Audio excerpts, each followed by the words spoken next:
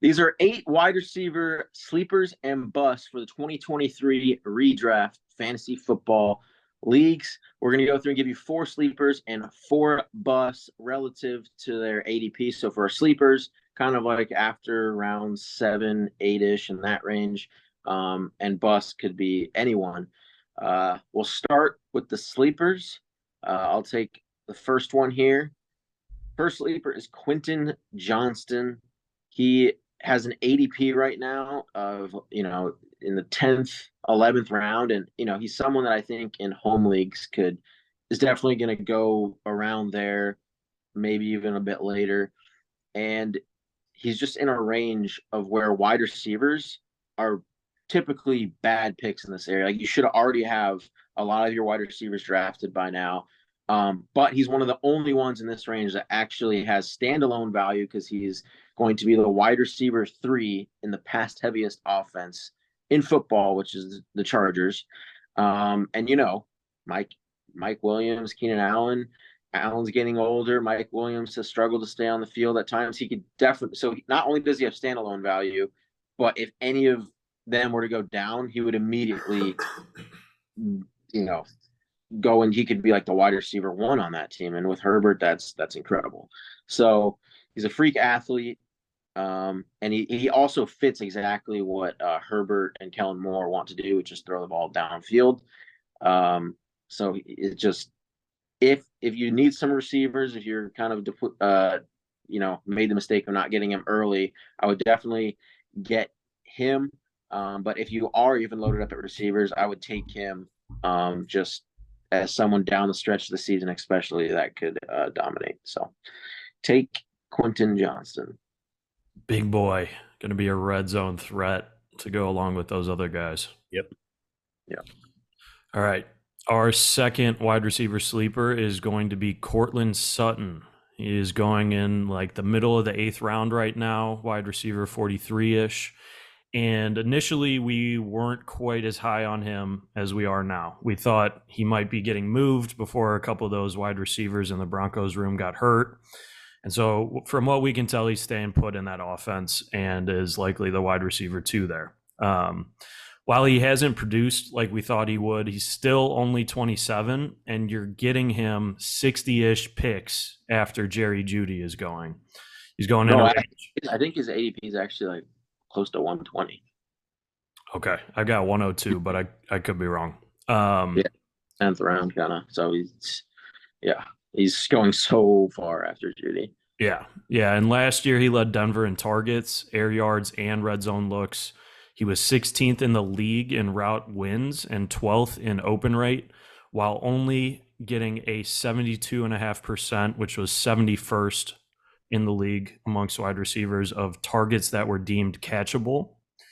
So his lack of success last year likely wasn't completely his fault. And obviously we've got better coaching, much better O-line with the Denver Broncos now, which is going to greatly improve that. He's going a little bit past guys like Gabe Davis, Brandon Cooks, and Michael Thomas. So as a wide receiver 2, almost lost you there, PB. As a wide receiver 2 here this late, 8th to 10th round, he's going to be a great pickup this year. I expect him. All reports out of camp are that he's looking like 2019 Courtland Sutton, who put up big numbers and was that wide receiver 1 that the Broncos were looking for. I don't think he surpasses Jerry Jeudy this year on that front, but I do think that offense is greatly improved, and he will be the beneficiary of a lot of that. Big on Denver again. This is the last year. Yeah, this is the last year. I mean, we can't do it again after this. If they burn us again, it's over. I can't see Sean Payton not running a good football team, so I like it. For our third sleeper here, we have Elijah Moore. Not a homer pick. I know I always pick the Browns players here, but they do make the list frequently. They're undervalued. So Elijah Moore had a fantastic rookie season. He only played like 10 games, I think, his sophomore year with Mike White, Zach Wilson, and I think he even was playing with Joe Flacco at one point. Obviously, he wasn't given the opportunity to really show his stardom throughout the year. So that's probably why he's so low. But now he's got Deshaun Watson, and we've heard him come out and say he's ready to massage his player into the new offense. Stefanski came out and said that he's ready to be a big part of that offense, specifically from the slot. And the experts agree. If you look at the average ranking, Dude, he almost made it through it. He almost made it through it. you can't just like spring that on us. Like, dude, all right, continue. I tried. So the experts agree, and he was going at around the average ADP around like 120 overall, and the experts have moved him up about 25 spots, while his ADP has stayed pretty consistent. So this is one of those spots where the experts know what's going on. This is where you could get the edge, and we love Elijah Moore this year. Yeah, definitely high on that Brownies offense. So hopefully Elijah Moore capitalizes on being happy now, loving to play football again, because he was not happy in New York, and can't blame the guy with Joe Flacco throwing the ball. So moving on to our number 4 here. The last sleeper we have is Nico Collins. Deep pick here. Currently wide receiver 59, going around the 13th to 14th round. Here, Nico Collins in his first 2 seasons with the Houston Texans, he did battle some injury. So he had 70 receptions, 972 yards, and 3 touchdowns, and only playing in 24 out of the 34 potential games.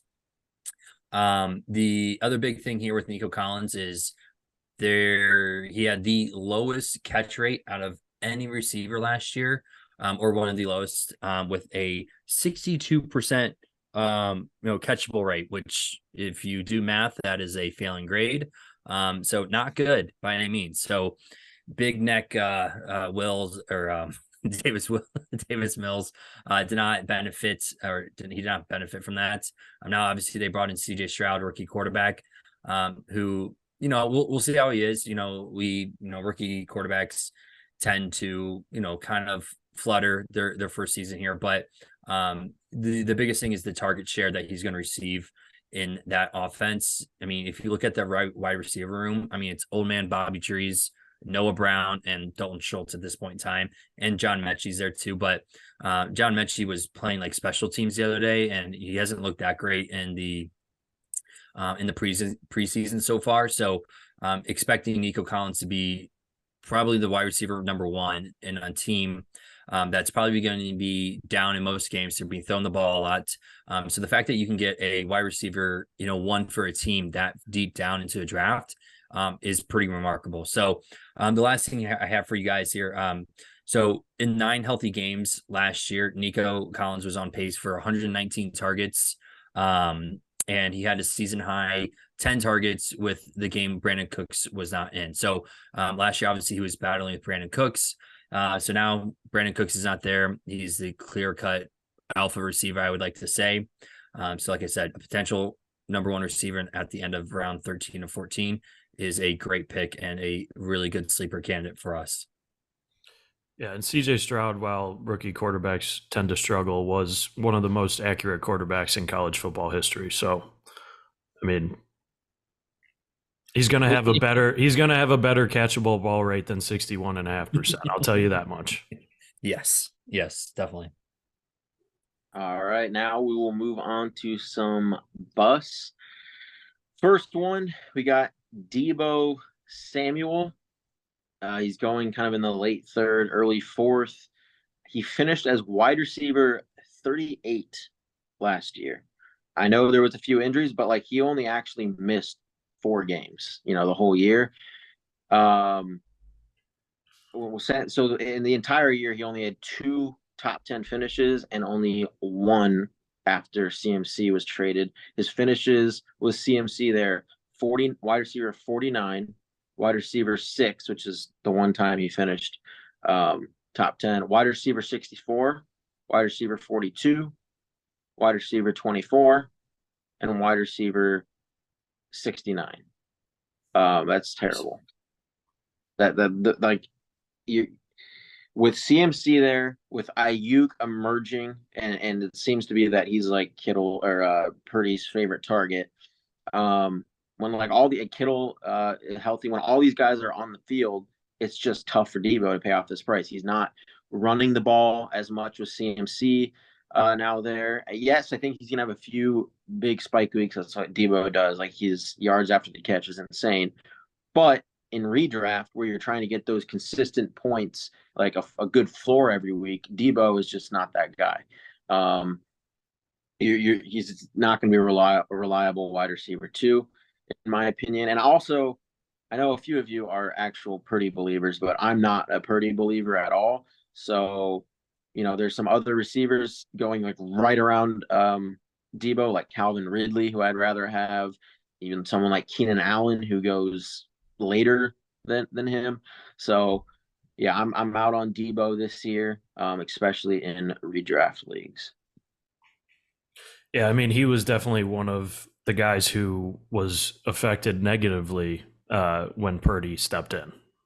The looks just weren't going his way for whatever reason. You saw Kittle spike a little bit up, which I guess makes sense. A rookie quarterback is going to look over the middle, a little bit shorter targets, and then factor in with CMC taking away some of those rushing attempts that we saw Deebo be wide. I think it was wide receiver 2 years ago. He needed those rushing attempts to get there. So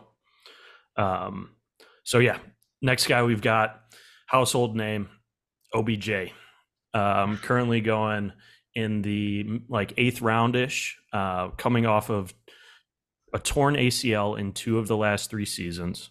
Didn't play a single game last year because of it. The dude is 31 years old.